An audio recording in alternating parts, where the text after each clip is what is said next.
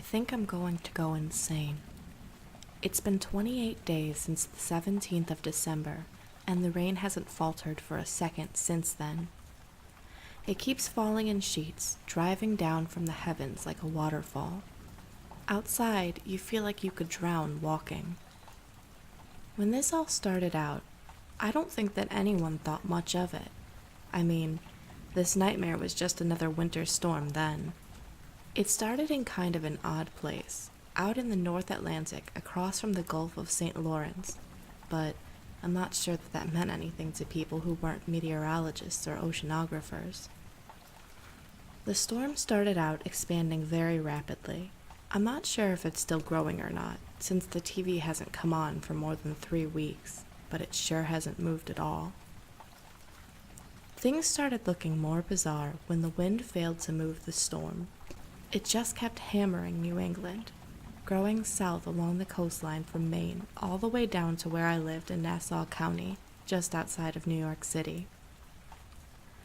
The weather forecasts changed every few minutes as forecasters revised their estimates, going from saying that there would be light flurries, to saying that there would be a few inches of snow, to saying that there would be an absolute blizzard across the city, and that everyone should stay inside. My wife Sarah couldn't heed that warning though. She had to go to work, and I had to stay home and take care of our 5-year-old daughter Tanya. When my wife walked outside that morning, I promised her that I would keep Tanya safe. Watching Sarah pull out of the driveway in her Nissan Altima, I had no idea that would be the last time I would ever see her. As the day wore on, the weather took a turn for the worse. It looked like the weather forecasters were right, predicting one of the worst storms New York had seen in over a century. It amazed me when the power stayed on late into the night, but I wasn't complaining. You never know exactly how bad a blackout really is until you go through one with a 5-year-old who's still terrified of the dark. Not that I can say I'm not scared of the dark anymore myself. The last time we saw the cheerful, smiling forecasters on the Weather Channel, they were saying that the storm had expanded south into New Jersey, and that we could receive 2 feet of snow during the night. It was at about 6:23 p.m., I think. Less than a minute later, the Weather Channel cut off, and every program on the television changed to a warning, telling everyone to get out of New York City along whatever bridge they could take and avoid Manhattan Island.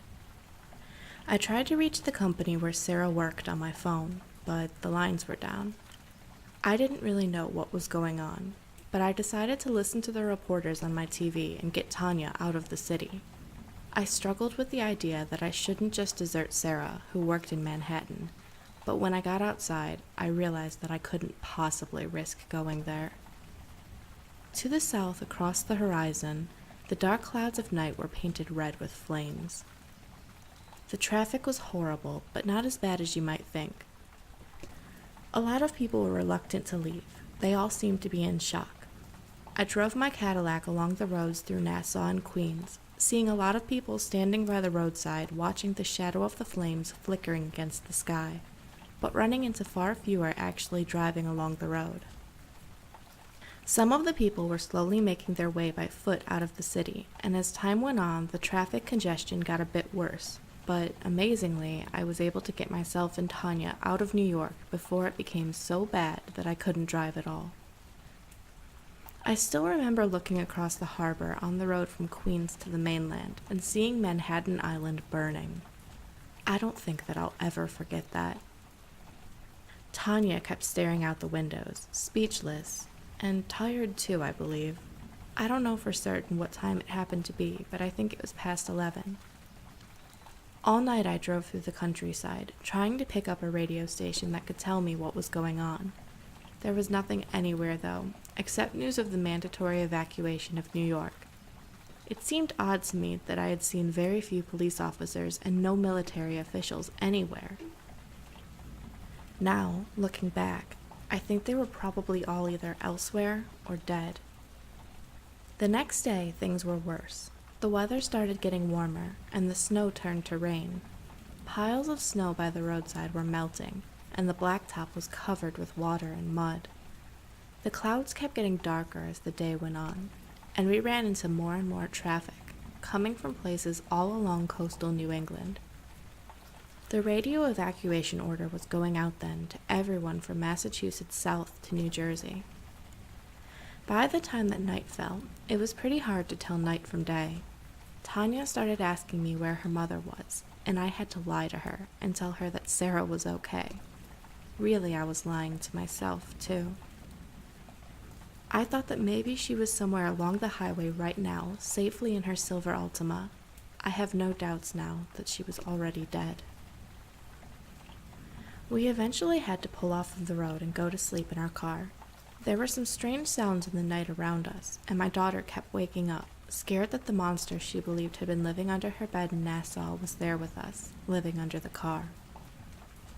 I told her that it was all just her imagination, but I couldn't help hearing the scratching on the undercarriage, or the occasional low purr coming from somewhere further out in the night.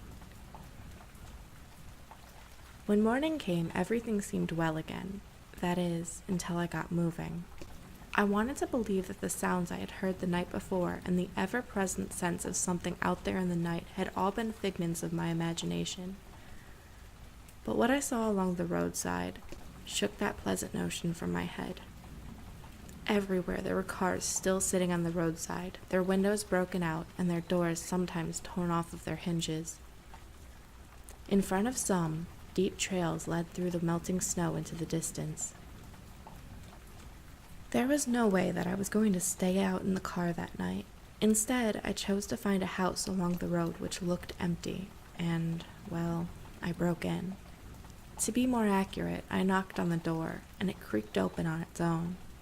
No one was inside, so I decided that I and Tanya could stay there for the night.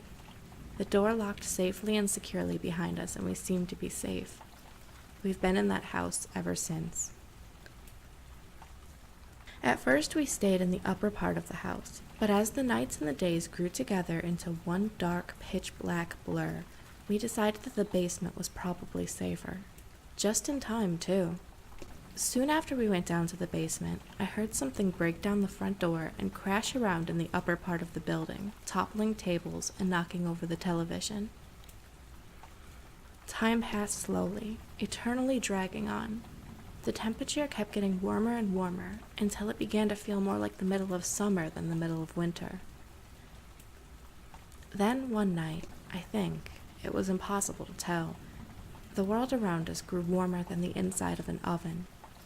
I can't say that the temperature was lower than 150 degrees. It was almost literally scalding. A little bit of water had started creeping into the basement through windows high up on the walls, and my daughter and I tried to stay out of it because it was nearly hot enough to boil. That was the night I saw something I really wish I could just unsee. My daughter went to sleep early. She was tired and I think a little sick. For a little while I let her sleep alone, choosing to look out through one of the closed windows where no water was pouring in. At first I saw nothing but the pitch black of the storm. Then I noticed something out there in the night. A few darkly glowing patches of luminescent green, coming from something I couldn't see. I watched them for a while as they bounced through the depthless darkness, moving along at a distance I couldn't really understand. Then there were several bright flashes of lightning, and I realized that what I was watching was much larger than anything I could have possibly imagined. How tall it was, I'm not totally sure, but I know it had to be bigger than a mountain. It was still just a shadow in the distance, but it had enough form for me to know that it was not normal, even in the twisted alternate version of reality which comes with the storm. I could feel the heat coming off of it, and coming through the window like an open fire, less than an inch from my face. In its wake there were flames, sprouting up from the forest of southern New York and casting black trails of smoke across the black sky. Soon the light from the brief outburst of lightning strikes fell away, but the green glow continued. I kept watching for a while before going back to sit with Tanya. Those images burned forever into my mind. When morning came, the world was a bit cooler. As the next day wore on, and the next after it, the temperature went even lower, and so did our stocks of food. The owners of the house had a few weeks' worth of food in the basement, Apparently, they were farmers who had kept old traditions of canning and drying their own produce. It lasted us longer than I thought, but now we've been out for a while. I think that Tanya and I are going to head out. If the car works, we'll take it. If it doesn't, we'll figure something out. There's water everywhere, and it's more than a foot deep on the flat land here. The ground reached its saturation point weeks ago, and the water hasn't had time to drain away fully. I don't know what's going to happen if it keeps raining. I guess this part of New York is going to join the Atlantic Ocean. I'm just thinking that maybe we can get to safety somewhere. There has to be some place where this storm hasn't reached. I'm leaving this note here just in case someone finds it eventually. I just want there to be some remnant of Tanya, Sarah, and I passing through this world. I don't want us all to just be 3 more faces in the storm. CSB.